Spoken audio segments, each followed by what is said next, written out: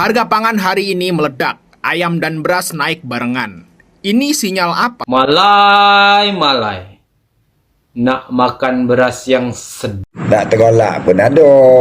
Kadang bila kita fikirkan cara mereka bertutur, nak memberi komen, nak membuat konten tu, kan, ikut sempat cakap ya. Ni saya nak tunjuk fakta lah ni. Guys, ini rupiah kita yang melemah banget, apa ringgit yang menguat ya? Sebulan guys, nyuci rumah guys, isi pikiranku kamu, terlalu banyak buang waktu. Rupiah terus melemah, harga nasi padang hingga tiket pesawat naik. Ini menarik nih, kamu berasa nggak? Belakangan ini harga-harga pada naik. Ini yang dirasain sama analisis mata uang dan komoditas. Beliau bilang nasi padang aja yang tadinya 15.000 jadi 17.000. Warganet ramai hebohkan tagihan listrik pasca bayar dan prabayar alias token yang naiknya hampir 2 kali lipat. Netizen Konoha, para sahabat, oknum-oknum Konoha ini terlalu jago, terlalu sibuk ngurusin negara Malaysia. Si Benek dan oknum-oknum yang lainnya segelintir, para sahabat. Ini mata uang rupiah sekarang. Coba kalian cek fakta dan realiti, para sahabat. Makin masuk jurang. Assalamualaikum warahmatullahi wabarakatuh. Jumpa lagi para sahabat dan teman-teman dengan Mas Farhan. Gimana kabar-kabarnya? Semoga kalian semuanya sehat-sehat saja. Yang baru bergabung di videonya Mas Farhan, terima kasih banyak-banyak yang sudah setia menonton di channel ini. Saya doakan semoga kalian semua dimurahkan rezekinya, dipanjangkan umurnya, dijauhkan dari malak bahaya oleh Allah Subhanahu wa taala. Amin amin ya rabbal alamin. Oke, para sahabat dan teman-teman, di video kali ini Mas Farhan akan nge-reaction beberapa video yang sudah di-tag di TikTok Mas Farhan, yang tetap Mas Farhan scroll-scroll TikTok maupun di-share kepada Mas Farhan tentang isu Malaysia yang mengemis beras ke Indonesia. Malaysia dikatakan akan ada PHK massal oleh si Benek. Kenapa nak menyibuk negara jiran Malaysia, sedangkan negara kita sendiri, para sahabat? Pemerintah Indonesia menyiapkan akan menaikkan pajak kepada masyarakat untuk menutupi hutang-hutang yang sudah terlanjur diambil, para sahabat, di tahun 2026 ini, para sahabat. Ini merupakan apa gunanya untuk menarik pajak kepada masyarakat untuk pembangunan infrastruktur, untuk membuat jalan tol. Jalan tol itu dibangun dengan utang. Pajak rakyat yang ditarik kepada masyarakat itu dibayar untuk bayar bunga hutang. Macam itu, para sahabat, penjelasan dari salah seorang pengamat politik yang ada dekat di Indonesia. Bahkan rupiah, para sahabat, sekarang sudah betul-betul ambruk, betul-betul di ujung tanduk. Sudah 17.400 per dolar. Ringgit Malaysia sudah menjejak 4.400, para sahabat. Ngapain si Benek masih menyibuk tentang negara Malaysia? Dan Mas Farhan penasaran kan? Dan para sahabat juga penasaran kan seperti apa videonya? Mas Farhan akan ringkasin seperti apa videonya, kita tonton sama-sama.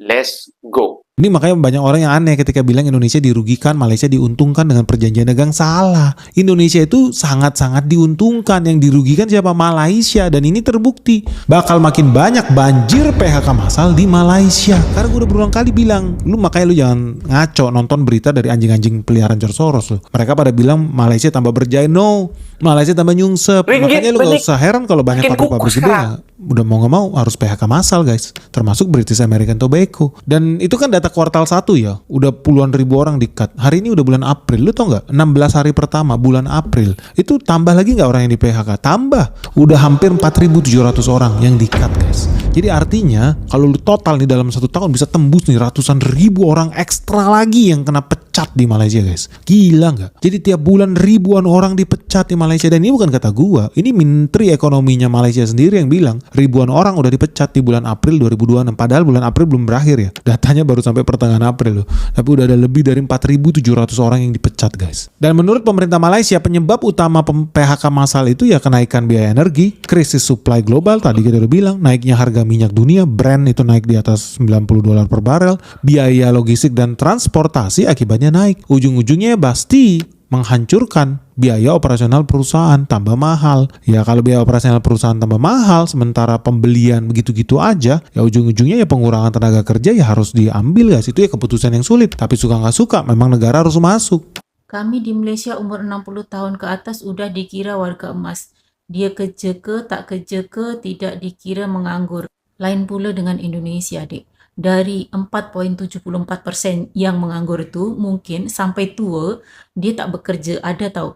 Ada istilah kalau orang tanya, pekerjaanmu apa? Pekerjaanku serabutan. That means itu sudah dikira menganggur. Sebab kadang hari ini ada kerja, besok tak ada kerja. Besok ada kerja, lusa dia tak ada kerja. Ya, kalau di Malaysia, umur 60 tahun tinggal menikmati hasil. Salah satunya adalah sistem KWSP. Betul. Apakah sistem KWSP di Indonesia tidak ada? Sebenarnya ada, tetapi nama lain. Yang membezakannya apa? Kadar caruman. Setiap bulan kalau KWSP, caruman dia hampir 24%. Sedangkan yang ada di Indonesia 5.7% saja. Sedangkan dividen kalau di Malaysia 5-6.5% per tahun. Di Indonesia 4-5% per tahun. Itulah yang membezakan. Kalau sudah pensiun, sudah masa tua di Malaysia ni senang tinggal nikmati hidup, pakai duit pensiun ko dengan berhemah. Kalau di Indonesia, umur segitu masih kalang kabut cari makan.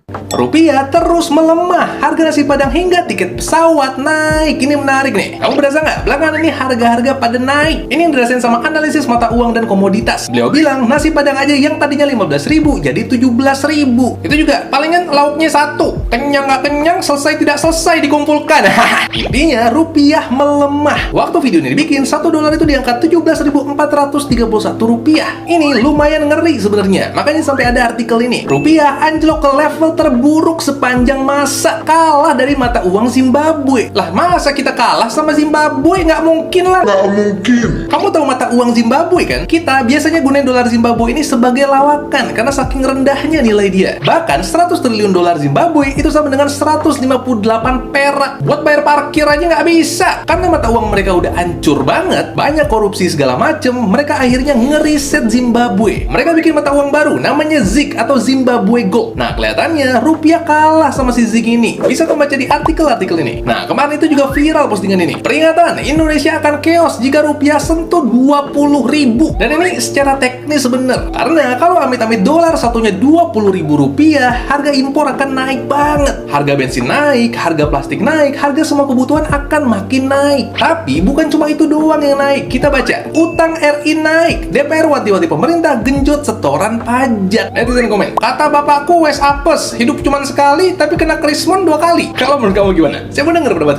Guys, ini rupiah kita yang melemah banget, apa ringgit yang menguat ya? Tadi kan aku beli nasi goreng ayam gitu di kayak pinggiran, nggak di mall, di pinggiran gitu. Nasi goreng ayam, bentukannya kayak gini. Kayak pinggiran kayak abang-abangan gitu kan. Ini tuh harganya 11 ringgit. Nggak mahal kan? Normal lah kalau dekat Malaysia. Terus aku iseng, aku buka convert di kalkulator. 11 ringgit berapa ya? Ternyata segini guys. 50.000 guys. 50.000 kalau di Indonesia kayaknya nasi goreng abang-abangan ini bisa dapet 3 kali ya. Gila banget. Berasa makan nasi goreng Solaria ya. Keren sih. Sebulan guys, nyuci rumah guys, Ringgit menyana. isi pikiranku kamu, terlalu banyak buang waktu, dari atas sampai bawah anggun. Ini info apa ya? Info tersliwer karena berseliweran di beranda saya. Ini info tersliwer ya. Jadi hutang luar negeri Indonesia semakin membengkak ya. DPR tekan pemerintah Prabowo untuk genjot pajak semaksimal mungkin dari rakyat. Nah, jadi ya memang hutang negara ini semakin banyak ya. Walaupun kita tidak tahu tapi memang benar, memang hutang negara ini semakin lama semakin banyak, ya kan? Nah, walaupun mungkin negara itu membangun IKN, membangun apapun dan apapun juga.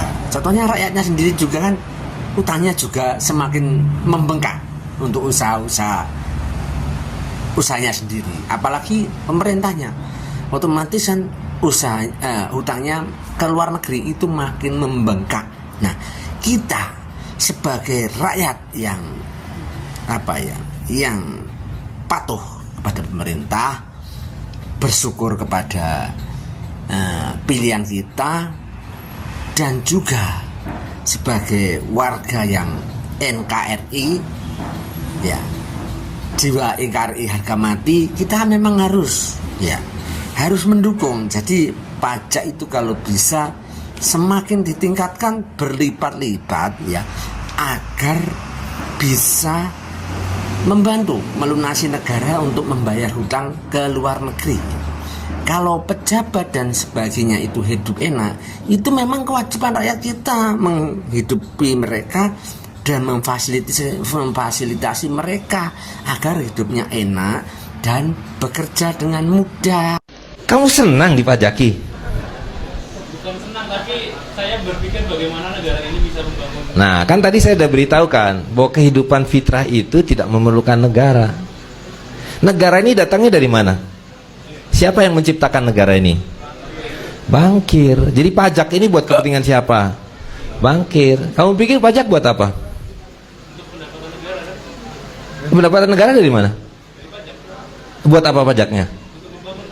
Membangun negeri. Masya Allah, hebat benar. Apa yang dibangun? Coba sebutkan. Hah? Apa yang dibangun? Infrastruktur apa? Wah, bandara. Bikin bandara dari mana? Tang. Apalagi? Ayo. Bikin jembatan. Jembatan dibikin pakai apa? Tuh. Satu lagi biar percaya ya. Hah? Jalan tol dibangun dari apa? Wah, kenceng bener tuh. Ya. Jadi nggak ada. Jadi pajak itu hanya dipakai buat nyicil utang sama membayar pengelolaan utang. Setiap bangun utang baru. Coba lihat 70% APBN buat apa? Nah, bayar hutangnya 10% paling 200 triliun. Yang 70% buat apa? Hah? Buat yang namanya belanja rutin, yaitu pegawai, listrik, telepon, dan seterusnya. Kerjaan mereka apa? Kerjaan mereka ngapain? Ngutang dan ngelola utang, betul gak? Betul. Kata mereka betul. Apalagi kata saya. Harga pangan hari ini meledak. Ayam dan beras naik barengan. Ini sinyal apa? Inilah sinyal MU menang. Dan sinyal yang kedua adalah sinyal MBG dan Koperasi Merah Putih berhasil. Mantap, guys. Rupiah semakin anjlok. Ya, Purbaya nggak sulit memperbaikinya. Setuju banget, nggak sulit Pak Purbaya. Saya juga setuju. Untuk membuat rupiah menguat lagi itu nggak sulit. Cukup stop program badok. Langsung balik lagi itu menguat rupiah. Sudah baca berita artikel ini? Warganet ramai hebohkan tagihan listrik pasca bayar dan prabayar alias token yang naiknya hampir 2 kali lipat. Wish. Apakah ini dampak dari program diskon listrik 50% pada tahun lalu? Jadi masyarakat dikasih diskon dulu gitu. Setelah itu baru dinaikkan tagihan listriknya. Apakah seperti itu? Kalau memang seperti itu, ini sih sangat licik. Hanya demi pencitraan, akan tetapi ujung-ujungnya peras masyarakat. Bagaimana listrik di rumah kalian? Apakah sama mengalaminya juga? Salam akal sehat. Malai. Nak makan beras yang sedap. Tak tergolak pun ada. Kadang bila kita fikirkan cara mereka bertutur, nak memberi komen, nak membuat konten tu, Vietnam, Pakistan, Thailand, ikut sempat India. cakap ya. Ni saya nak tunjuk fakta lah ni. Pada Suharno ni, kan. Malaysia baru nak beli beras daripada Indonesia 200,000 tan pada 2026. Itu pun kalau korang nak jual. Tak jual tak apa. Sebab apa? kami ada pengekspor beras daripada mereka, iaitu Vietnam, Pakistan, Thailand, India dan Kemboja. Dan pada tahun lepas baru 1,000 tan daripada Indonesia. Ya. Cuma Malaysia ingin merapatkan persahabatan dan perniagaan dengan Indonesia, cuba membeli 200,000 tan. Itu pun kalau nak jual. Tak jual tak apa. Tapi kalau bila sebut harga 10,000 per kilo bawah, 10,000 per kilo, tak salah. Sebab kami beli bukan cara runcit, bukan beli sekilo sekilo, tapi sekali beli tu 200,000 tan. Jadi tak salah kalau kami menawarkan harga yang sedemikian. Itulah dasar perniagaan. Jadi kita kena belajarlah sikit. Kalau kita beli runcit, ya, beras premium di Malaysia 1 kilo lebih daripada 10,000.